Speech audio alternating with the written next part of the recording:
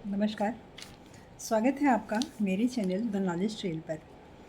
आज हम वेदों ऋग्वेद में वर्णित वायु तत्व की बात करते हैं। ऋग्वेद में कहा गया है कि ऋग्वेद में वायु को देवता कहा गया है क्योंकि इसमें प्राण तत्व होते हैं। हमारे शरीर में जब हम प्राणायाम करते हैं तो हमारे शरीर में डीप ब्रीदिंग करने को इसलिए कहा जाता है कि हाँ, नाभि के नीचे तक जब हवा जाती है तो पूरे पूरे यहाँ से लेकर पूरे नीचे तक पूरा डायाफ्राम ये जो है हमारा, सब में ऑक्सीजन पहुँच जाता है। इसलिए कहा गया है कि नाभि के नीचे तक आप प्राणायाम करिए और जितना आप अंदर ले जाते हैं सांस, उससे थोड़ा ज़्यादा बाहर निकालिए ताकि आपके शरीर में, आपकी पूरी बॉडी में प्राण तत्वों का प्रवाहन हो सके। इसलिए डीप ब्रीदिंग करने को कहा गया है और इसीलिए वायु को देवता कहा गया है और मेडिटेशन को प्राणायाम कहा गया है क्योंकि हमारे अंदर प्राण तत्व का प्रवाहन होता है। पंचतत्व का एक प्रमुख तत्व है वायु। वायु तत्व से ही पूरा ब्रह्मांड ऊर्जावान होता है। ऊर्जावान होने का अर्थ है कि उसमें प्राण तत्व का प्राण तत्व तभी समाहित होते हैं जब वायु तत्व उसमें होती है। बिना वायु के पेड़ पौधे, जीव जंतु सब निर्जीव हो जाते हैं क्योंकि वो सांस नहीं ले पाते और सांस नहीं लेते हैं तो जीवित नहीं रह सकते। ऋग्वेद में जब यज्ञ करने बैठते हैं, उसमें लिखा है एक श्लोक में कि तब वे वायुदेव का आवाहन करते हैं। क्यों? क्योंकि वायु ही हवा को फैलाती है।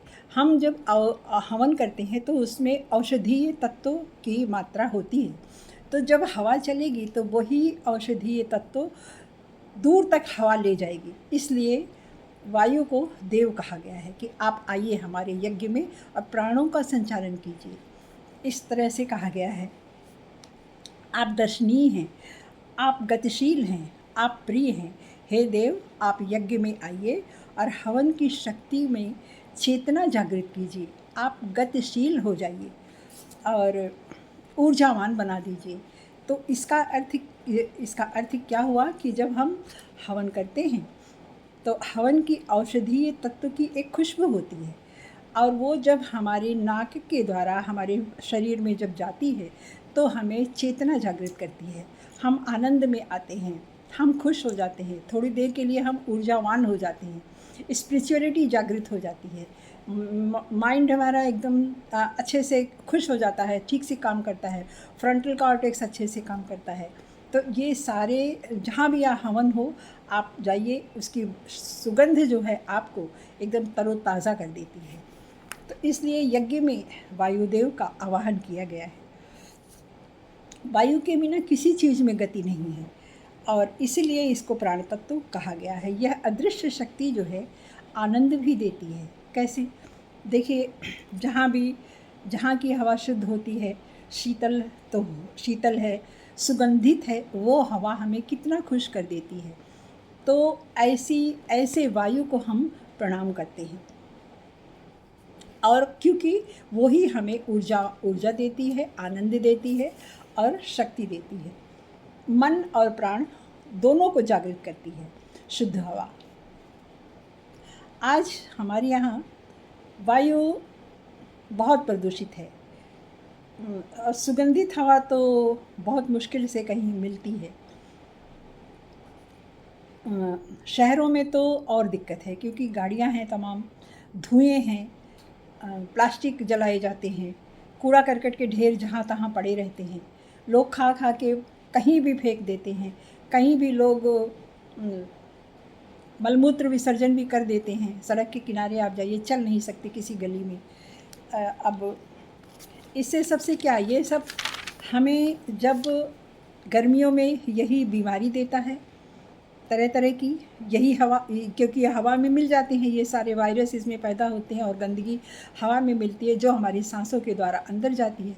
अस्थमा होता है, एलर्जी होती है, खांसी होती है। तो इन सब चीज़ों से हमें हमारी वायु प्रदूषित हो गई है। आज वायु को प्राणित और शक्तिशाली बनाने के लिए प्राणित का मतलब क्या, शुद्ध बनाने के लिए, ताकि वो हमारे प्राण दे सके। जब हम उसमें सांस लें तो हमारे अंदर प्राणों का जागरण हो, हमारी चेतना जागृत हो, हमारा शरीर शुद्ध हो। आप जानते हैं शुद्ध वायु जो होती है वो हमारे शरीर के रंगत को भी बदल देती है। हमारे मन मस्तिष्क पर तो प्रभाव पड़ता ही है, हमारे शरीर की रंगत को भी बदल देती है और बहुत अच्छा लगता है ऐसी हवा। अब आज शहरों से बहुत दूर कहीं बाहर जाइए तो मिलती है, या फिर किसी पहाड़ के समीप जंगल के पास ही इस तरह की शुद्ध हवा मिलती है। और शहरों में तो बहुत मुश्किल है होता है। तो शुद्ध हवा को शुद्ध रखना हर एक नागरिक का कर्तव्य है कि अपने आस हम कुछ ना करें, केवल अपनी गंदगी को ही फैलने से रोक दें, बस यही इतना ही तो करना है। ये भी हम लोग नहीं करते, जहाँ तहाँ फेंक देते हैं, जहाँ तहाँ कुछ भी मलमूत्र त्याग देते हैं और जला देते हैं, प्लास्टिक जला देते हैं, कोई परवाह नहीं करती कि कैसे क्या ये हम कर रहे हैं। किसी को बस ऐसे लगता है कि जैसे कोई मतलब ही नहीं है किसी चीज़ से। हम अपने देश में हैं, अपने घर में हैं, इससे हमें कैसे संरक्षित रखना चाहिए, कैसे इस देश प्रेम का अर्थ क्या होता है, हमें क्या करना चाहिए, ये सब से कोई मतलब होता ही नहीं है। देखकर ये सब बड़ा दुख होता है, लेकिन जागना सबको पड़ेगा, तभी ये हो पाएगा। तो वायु को शुद्ध रखने से, शुद्ध वायु हमारे शरीर में प्राणों का संचार करती है और शुद्ध वायु की स्मेल जो होती है वो वो भी हमें जागृत करती है, हमारी ऑरा को जगाती है, हमारे मन मस्तिष्क को शुद्ध रखती है। तो धन्यवाद, आज इतना ही।